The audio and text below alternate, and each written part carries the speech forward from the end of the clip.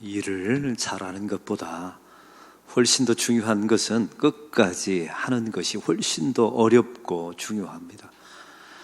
끝까지 일을 하는 것보다 또 훨씬 더 어려운 것은 바르게 하는 것이 참 어렵고 중요합니다. 사랑도 마찬가지입니다. 사랑을 잘하는 것보다 끝까지 하는 것이 훨씬 큰 사랑이고, 바르게 사랑하는 것이 바로 좋은 사랑이라는 사실을 잊지 마시기 바랍니다.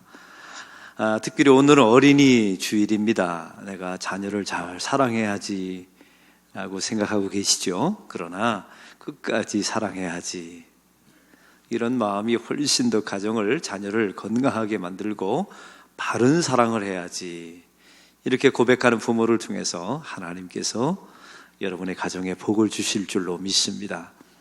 우리 세월호 사건이 지난 지 5년이 지났습니다. 이 세월호 사건을 말하게 되면 어떤 어른들은 이런 말을 해요. 이미 5년이나 지났는데 왜 해묵은 이야기를 또 꺼내서 사람들의 마음을 슬프게 하느냐 라고 말하는 분들이 계시더라고요. 근데 우리는 지나간 과거이지만 사실은 그 자녀를 잃어버린 부모들에게는 영원히 현재입니다. 이걸 어떻게 잊을 수 있겠습니까? 그 세월호 부모님들을 상담했던 한 상담학자의 이야기입니다. 그 아이 가운데 하나가 철수라고 하는 아이의 어머니가 있었답니다. 아이가 세월호에 타서 희생당하게 된 거예요. 그런데 이 상담학자가 우리에게 이런 질문을 했습니다. 자기 아이가 철수입니다. 지금까지 철수 엄마라고 불려졌어요. 근데 자기 아들이 죽었단 말이에요. 이제는 그 어머니를 뭐라고 불러야 되는 겁니까? 철수 엄마라고 불러야 되는 것이 맞습니까? 이걸 부르면 다시 죽은 아들의 이름이 생각나고 그 슬픔이 다시 떠오를 것 아니에요. 그래서 우리는 철수 엄마라고 부르기를 주저한다는 겁니다. 이때 상담학자가 이런 말을 했습니다. 철수 엄마라고 불러줘야 된답니다. 왜냐하면 이 어머니들의 가장 큰 두려움은 내 죽은 아이의 이름이 잊혀지는 것이 가장 큰 슬픔과 두려움이래요. 그래서 그런 부모를 만나면 철수 엄마, 철수 엄마 이렇게 불러줘야 되고요. 또 한 가지는 그 철수를 알고 있었던 사람들은 살아생전에 철수가 이런 아이였음을 그 어머니에게 자꾸만 이야기해 줘야 된다는 겁니다. 그래야 치유가 된다는 거예요. 저는 이야기를 들으면서 맞다, 그 어머니의 사랑은 우리는 과거이지만 항상 현재이구나. 그리고 바로 이것이 자기 아이의 이름이 끝까지 불려지기를 원하는 것, 이것이 끝없는 사랑이 아닌가, 이런 생각을 해보게 됩니다. 오늘 말씀은 바로 그런 본문입니다. 예수님께서 이 땅을 떠나가기 전에, 십자가를 지시고 죽으러 가시기 전에 세상 속에 있는 제자들을 끝까지 사랑하시니라 라고 1절의 말씀을 그렇게 시작하게 됩니다. 이러면서 그 제자들에게 세족식을 베풀어 주시죠. 이 본문의 앞부분에 보면 우리가 알다시피 제자들이 서로 누가 크냐 이런 논쟁을 벌이게 됩니다. 기가 막힌 일이죠. 예수님은 십자가를 지러 예루살렘에 입성하는데 누가 크냐 이런 논쟁을 벌였어요. 그리고 야고보와 요한은 예수님의 하나님의 나라가 임할 때 우편과 좌편에 나를 좀 앉혀주십시오라고 로비를 합니다. 이런 기가 막힌 상황 속에서 예수님이 세족식을 베풀어 주시면서 그 다음에 말씀하십니다. 너희도 이와 같이 섬기라, 이와 같이 다른 사람의 발을 씻기라 라고 말씀하셨습니다. 이 본문을 대할 때마다 한국교회는 우리도 섬겨야 합니다, 예수님처럼 다른 사람의 발을 씻겨야 합니다 라고 설교를 해왔어요. 근데 한 부분은 맞기는 하지만 이 본문의 전체 이야기는 그런 이야기가 아닙니다. 왜냐하면 이 본문에서 이상한 점이 발견됩니다.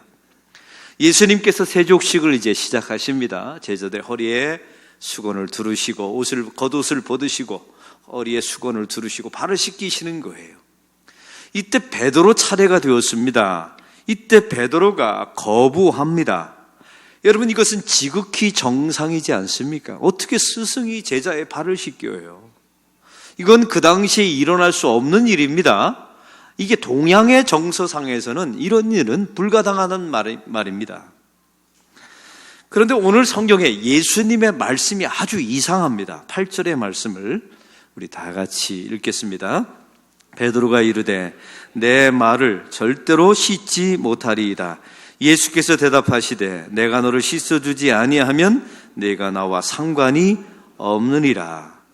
여러분, 베드로의 말은 옳습니다. 내 말을 절대 씻기지 못합니다. 예수님, 어떻게 스승이 제자의 발을 씻습니까? 여기까지는 문제가 없어요. 근데 예수님께서 그러면 이렇게 말해야 되는 것 아닙니까? 야, 거부하지 마. 그냥 단순하게 이게 섬김이야. 내가 너를 이렇게 섬겨주었으니 너도 나중에 다른 사람을 이렇게 섬겨주면 된다라고 말해야 되지 않습니까? 근데 예수님이 아주 이상한 말을 합니다. 내가 너를 씻어주지 아니하면 너와 나는 아무런 상관이 없다. 이 말이 이해가 되세요? 그래서 원문을 찾아보았더니 이렇게 나와 있습니다. 이 상관이 없다라는 말은 원문의 뜻은 연합이라는 의미입니다. 내가 너의 발을 씻기지 않으면 연합할 수 없다. 너와 나는 하나가 될 수 없다. 이런 의미입니다. 너와 내가 너를 구원할 수가 없다. 사랑하는 성도 여러분, 오늘 본문은 섬겨라, 나처럼 잘 섬겨야 된다, 이런 메시지가 아니었던 겁니다. 이 본문의 말씀은 이런 단순한 도덕적인 내용이 아니라 구원에 관련된, 어떻게 구원을 받는지, 내가 너를 어떻게 구원했는지 보고 이 말을 세상 모든 사람에게 전파하라는 예수님의 메시지였던 겁니다. 이걸 알 수 있으려면 1절의 말씀을 우리가 한번 깊이 바라봐야 합니다. 세상 속에 있는 자기 소유의 백성을 끝까지 사랑하신다고 시작하시죠? 어떻게 사랑하신다고요? 세족식을 통해서요. 그럼 그 세족식 안에 어떻게 구원하는가? 우리 예수님이 끝까지 어떻게 사랑하고 구원해내는가? 그런 메시지가 숨겨져 있었던 거예요. 그러면 오늘 말씀에 4절의 말씀을 아주 깊이 주목하셔야 합니다. 우리 다 같이 4절의 말씀을 다 같이 읽겠습니다. 저녁을 잡수시던 자리에서 일어나 겉옷을 벗고 수건을 가져다가 허리에 두르시고. 여러분, 이 말씀에 예수님께서 겉옷을 벗으시고 라고 나와 있어요. 겉옷은 이 헬라어의 히마티온이라고 하는 단어입니다. 여러분, 이 단어는 성경의 신약에 딱 두 군데 쓰여 있어요. 이 세족식 때 겉옷을 벗으시고 할 때 히마티온, 겉옷이라고 나와 있고, 또 한 가지가 있습니다. 예수님이 십자가에서 죽으셨을 때 일입니다. 로마 병정들이 예수님의 겉옷을 벗겨다가 나누어 가집니다. 그 겉옷이 히마티온입니다. 여러분, 성경은 우연이 아니에요. 예수님의 십자가를 보여주는 사건을, 이 사건을 통해서 상징적으로 말하고 싶었던 거예요. 여기서 벗는다라는, 겉옷을 벗는다라는 동사는 벗는다, 이건 티데미라고 하는 단어인데, 이것은 그 당시의 의미로 목숨을 버리다라는 의미와 동등하게 사용되어집니다. 섬겨라, 발을 씻어라, 이런 이야기 아닙니다. 예수님께서 끝까지 사랑하셨어요. 끝까지 그들을 구원해내십니다. 어떻게 해요? 십자가에서 죽으심으로. 그래서 겉옷을 벗으시고, 이런 이야기를 성경이 기록한 것입니다. 사랑하는 성도 여러분, 이 세족식을 하려면 이런 행동을 해야 합니다. 신을 벗겨야 돼요. 맨발로 만들어야 합니다. 이 구약에 보면 이와 같은 사건이 동등하게 드러나 있어요. 하나님께서 호렙산에서 모세를 부르십니다. 그때 모세에게 했던 말을 기억하십니까? 이 땅은 거룩한 곳이니 너의 신의 발에 신을 벗으라라고 말씀하세요. 어떤 거룩한 장소, 거룩한 백성을 만들 때 하나님은 그 백성들의 상징적인 의미로 맨발로 만드셨어요. 여러분, 오늘 본문은 이런 겁니다. 겉옷을 벗으시고 십자가에서 죽으심으로 당신의 백성을 거룩한 백성으로 만들어내시겠다라는 그 퍼포먼스가 세족식이었던 겁니다. 이게 섬겨라, 나처럼 섬겨야 된다, 이런 메시지가 아니었던 겁니다. 오늘 성경에 이 씻김을 받았던, 발을 씻김을 받았던 제자들은 누구입니까? 겟셋만의 동산에서 우리 예수님은 피땀을 흘리면서 기도하셨죠. 이 제자들은 퍼즐로 잤던 사람들입니다. 이 제자들은 누구입니까? 예수님의 십자가 곁에 하나도 남아있지 않은 사람들이었어요. 자기 자신의 누가 크냐 논쟁을 벌였죠. 하나님의 나라가 임할 때 주 예수님과 함께 고난당하겠다라고 말하는 것이 아니라 누가 우편에 좌편에 앉을 것인가, 이걸 다투었던 사람들입니다. 이것이 바로 성도의 실체라는 거예요. 이게 본질적인 모습입니다. 주인의 자리를 넘보는 사람, 이게 제자들이었고 우리들이었어요. 종인데 스스로 주인 되려고 하는 사람, 이게 제자들과 우리들이지 않습니까? 세상의 힘이라고 말하는 것을 하나님의 도움을 받아 비축하여서 스스로 하나님이 되고자 하는 사람들, 그게 제자들과 우리들 모습 아닙니까? 여러분, 그래서 베드로가 예수님을 처음 만났을 때 했던 말을 기억하십니까? 물고기가 찢어지게 잡았지 않습니까? 그때 베드로가 이렇게 말합니다. 주여, 나를 떠나소서, 나는 죄인입니다. 이게 본래 베드로의 실체였던 거예요. 여러분, 세례 요한을 아십니까? 세례 요한이 예수님을 만났을 때 했던 유명한 말이 있습니다. 그는 흥하여야 하겠고 나는 망하여야 하리라. 이게 세번역 성경이 좀 너무 약하게 번역해놨어요. 나는 쇠하여야 하리라. 이게 아니에요. 본래 나는 망하여야 하리라. 여러분, 세례 요한은 왜 자기 자신이 망해야 된다고 말했을까요? 이런 제자들이 가지고 있었던 모든 영적인 부패한 성향이 다 자기 자신에게 있었다는 사실을 알고 있었기 때문입니다. 그래서 자기 자신을 부정했던 거예요. 불가능하고 전혀 무능력한 존재임을 고백했던 것입니다. 에덴에서 아담과 하와만 선악을 알게 하는 나무를 따먹은 게 아닙니다. 날마다 따먹는 게 자기 자신임을 세례 요한이 고백했던 거예요. 세상의 힘을 사용하고 하나님을 의지하지 않는 자기 자신에 대해서 폭로했던 겁니다. 그래서 세례 요한이 말하는 거예요. 나는 망하여야 하리라. 여러분, 요즘 세상의 기독교는 성도들더러 예수 믿어서 흥하라고 가르칩니다. 이 말에 속지 마세요. 망하지 않고 흥하는 법은 없습니다. 먼저 신앙 안에서 완벽하게 망해야, 이런 자기의 실체를 인정하고 부정해야 영적으로 흥할 수가 있습니다. 바로 이런 제자들과 저와 여러분에게 주님께서 찾아오셔서 겉옷을 벗으시고 십자가에서 죽으심으로 우리를 맨발로 만드시고 우리를 거룩한 백성으로 만들어 가십니다. 이게 오늘 본문의 이야기가 이런 이야기예요. 얼마나 기가 막힌 복음의 내용입니까? 베드로를 보십시오. 베드로가 이렇게 말합니다. 절대로 내 발을 씻을 수 없습니다. 여러분, 이 말은 이런 의미였던 겁니다. 그런 식으로 주님께서 십자가에서 죽으심으로 당신의 백성들을 거룩한 백성으로 만들어낸다고요? 주님, 저는 그거 인정할 수 없습니다. 그런다고 정말 사람이 구원받는 게 맞습니까? 저는 그런 당신의 방식을 인정할 수 없습니다. 저는 오히려 제가 율법을 지켜서 저의 구원을 이루어내렵니다. 이렇게 말하는 것과 동일한 거예요. 그러니 예수님께서 말씀하시죠. 내가 너의 발을 씻기지 않으면 너와 나는 아무런 상관이 없다. 연합할 수 없다. 하나 될 수 없다. 내가 너를 구원해낼 수 없다. 이 구원의 방식을 받아들여라. 예수님께서 말씀하신 거예요. 이때 베드로가 말하죠. 주님, 이 말을 듣자마자 주님, 제 발만 씻지 마시고요, 손과 머리도 씻어주세요. 다 씻어주세요 라고 말합니다.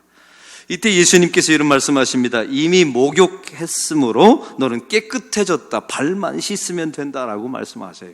이 말의 의미는 두 가지 의미가 있습니다. 너희는 이미 죄사함을 받아 구원받은 하나님의 백성이다. 이걸 말하고 싶었던 거고요. 두 번째는 너의 의지와 노력으로 목욕한 자가 아니다. 내가 어린아이인 너를 데려다가 매일매일 씻어주고자 하는 내가 구원자 메시아다. 이걸 말하고 싶었던 거예요. 할렐루야. 이 내용이 너무 어렵죠? 제가 비유해 볼게요. 여러분, 집안에서 아이를 키우지 않습니까? 키운 지 오래되셔가지고 아마 기억이 안 나실 거예요. 아이가 밖에서 놀다 보면 발이 새카마져서 들어와요. 그럼 엄마가 그 아이를 어떻게 합니까? 번쩍 들어다가 욕실에 들어가서 그 아이의 발을 씻겨요. 그러면 아이가 막 불편하니까 버팅깁니다. 그러면서 아이가 뭐라고 말합니까? 엄마, 내가 할래요. 내가 해볼게요. 나도 엄마처럼 잘할 수 있어요. 라고 말하잖아요. 그때 엄마가 엉덩이를 때리면서 뭐라고 말해요? 너는 다 잊어버리셨죠? 너는 가만히 있어. 가만히 있는 게 나를 돕는 거예요. 이렇게 말하죠. 근데 이게 교육학적으로는 좋지는 않답니다. 아이한테 해보라고 하는 게 좋다는 거예요. 근데 신앙은 달라요. 이 구원의 문제, 하나님의 은총의 문제는 하나님께서 이 죄 많고 발이 더럽혀진 하나님의 백성들을 어린아이와 같은 저와 여러분을 번쩍 들어다가 욕조로 가지고 가요. 그럼 우리가 말하죠. 하나님, 제가 이 죄의 문제 해결해 볼게요. 저 얼마든지 할 수 있어요. 제가 해볼래요. 그럼 하나님 엉덩이를 툭 치면서 가만히 있어. 가만히 있는 게 날 돕는 거야. 오늘 본문이 이런 얘기였던 거예요. 그래서 발을 씻겨 주시죠. 이래서 베드로가 성결한 거룩한 하나님의 백성으로 만들어진 겁니다. 그런데 이것을 끝까지 거부했던 사람이 있어요. 이게 가룟 유다였습니다. 여러분, 가룟 유다는 예수님이 씻어주는 발은 씻었습니다. 그러나 그의 마음 속에는 이런 마음이 있었죠. 예수님, 그런 방식으로 세상을 구원하는 게 아닙니다. 예수님, 힘이 있어야 되지. 당신의 그 하나님 나라 군대를 동원해서 이 땅을 제압하고 이 땅을 통치하고 그런 방식으로 세상을 구원하는 거지, 어떻게 그 어린 나귀를 타고 바보처럼 입상하는 당신을 통해서 구원받을 수가 있나요? 어떻게 해서 십자가에서 매맞고 침뱉침을 당하고 십자가에서 죽는 죽음으로 어떻게 세상을 구원할 수 있습니까? 저는 당신의 방식을, 구원의 방식을 인정할 수 없습니다. 저는 제가 원하는 구원의 방식, 돈을 택하렵니다 해서 예수님을 팔아버리고 은 30을 얻었던 겁니다. 여러분은 누구십니까? 이걸 성경은 우리에게 묻고 있는 거예요. 여러분은 누구냐고요, 도대체. 우리는 도대체 누구냐고. 이걸 섬겨라, 남의 발을 씻겨라, 이런 의미가 아니었던 겁니다. 사랑하는 성도 여러분, 오늘 말씀을 통해서 저와 여러분이 잊지 마셔야 되는 게 있어요. 우리 예수님께서 자기 백성을 끝까지 사랑하십니다. 어떻게 해요? 세족식을 통해서 보여주십니다. 세족식을 통해서 저와 여러분이 알아야 되는 게 있어요. 누가 크냐? 논쟁을 벌였던 사람들이 저와 여러분이었다는 사실을 잊지 마십시오. 하나님 나라가 임할 때 주님과 함께 고통당하며 고난당하겠다는 생각은 다 버리고 누가 우편과 좌편에 앉을 것이냐, 이런 논공행산을 벌였던 사람들이 저와 여러분이었다는 사실. 그래서 저와 여러분은 먼저 신앙 안에서 망해야 합니다. 우리는 철저하게 이런 현실을 깨달으면서 망해야 돼요. 그런 망한 자에게 주님께서 찾아오셔서 겉옷을 벗으시고 십자가에서 죽으심으로, 대신 죽어주심으로 우리의 더러워진 발을 맨발로 만들어 놓으십니다. 거룩한 당신의 백성으로 만드시고 우리를 씻어 주시는 거예요. 그리고 말하죠. 우리는 뻗팅깁니다. 지금 제가 해볼래요? 저 얼마든지 저의 구원의 문제 해결할 수 있어요. 유대인들이 그랬지 않습니까? 그때 주님께서 저와 여러분의 엉덩이를 때리시면서 가만히 있어. 가만히 있어. 네가 한다고 해결되는 게 아니라 네가 하면 오히려 망가뜨리고 나를 힘들게 하는 거야. 가만히 있어. 씻김을 당하면 된다라고 말씀하십니다. 이런 구원의 방식을 성경은 은혜라고 말합니다. 이 은혜를 잘 받아들이시고 주의 그 세족식에, 주의 은혜의 세족식에 동참하시고 그 은혜를 받아들이시기 바랍니다. 가룟 유다의 길을 걸어가지 말라고 성경은 말합니다. 다시 말합니다. 가룟 유다는 예수님께서 발을 씻어 주실 때 씻음을 받았던 사람이에요. 거부하지 않았습니다. 그러나 그의 영혼은 거부했어요. 그런 방식의 구원은 거부한다. 당신의 그런 바보 같은 십자가의 죽음, 그런 방식으로 세상을 구원하는 것은 나는 원치 않는다고. 나에게는 돈으로, 힘으로 나의 구원의 문제를 해결해 보겠노라고 달려들었던 사람이 가룟 유다랍니다. 그 가룟 유다는 멸망의 길로 들어서게 된 거예요. 이런 길 걸어가지 않기를 소망합니다. 사랑하는 성도 여러분, 오늘은 어린이 주일입니다. 어린이 주일에 배워야 되는 게 한 가지 있어요. 아이들도 다 죄인이에요. 다 뻗팅깁니다. 내가 해볼래요. 나 얼마든지 할 수 있어요. 다 그 아이도 자기 중심적이고 죄성을 다 가지고 있어요. 어린아이와 같지 않으면 천국에 들어갈 수 없다. 여러분, 그 말이 도대체 무슨 뜻일까요? 그것은 자기의 부정함을 깨닫고 절대 부모에게 의존하는 그 의존성을 말하는 겁니다. 아이도 죄인이에요. 제가 얼마 전에 아파트에서 엘리베이터를 탔어요. 근데 이게 유치원 다니는 아이 6살짜리가 한숨을 푹 쉬더라고요. 그래서 뭐가 힘드냐 했더니 애가 그러는 거예요. 사는 게 힘들어요. 6살짜리가 사는 게 힘들답니다. 그래서 사는 게 뭔데 했더니 아침에 일어나서 자기가 하는 일을 쭉 보니까 이게 힘들만 하더라고요. 그러니까 아침에 일어나서 치카치카 해야 된대요. 치카치카 칫솔질하고 세수를 하고 엄마가 다 씻겨주고 밥 먹고 옷을 입고 유치원 가서 일하면 가서 배우고 나면 오후 2시가 되면 또 학원을 간대요. 악기를 배우러 가고 또 체육교실을 가고 애가 돌아오는 시간이 5시였던 거예요. 그러니까 엘리베이터에 서서 고개를 푹 쓰고 한숨을 쉬는 거죠. 사는 게 힘들다고. 그래서 제가 그랬어요. 너만 힘드냐? 나도 힘들다. 그래서 친구가 되었어요. 둘이. 너도 힘들다. 나도 힘들다. 근데 걔가 저를 쳐다보면서 굉장히 긍휼히 여기는 모습으로 나만 힘든 게 아니구나. 세상은 다 힘들구나. 여러분, 어린아이한테 배울 게 없어요. 다 힘든 겁니다. 그러나 자기의 부족함을 깨닫고 번쩍 들어올려서 넌 가만히 있어.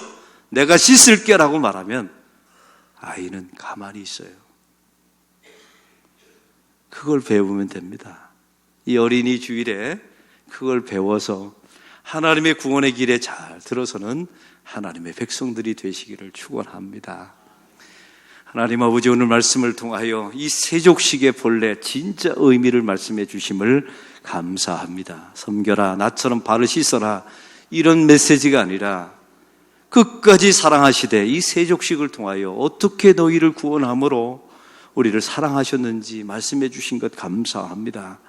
이것을 어린아이처럼 전적으로 수용하게 하시사 뻗팅기지 말게 하시고 내 힘으로 구원해 보겠다고 이런 생각일랑 버리게 하시고 그 부모에게 자기의 발을 전적으로 맡겼던 어린아이처럼 우리도 이런 의존성을 가지고 주님께 다가서는 믿음의 백성들이 되게 하여 주옵소서.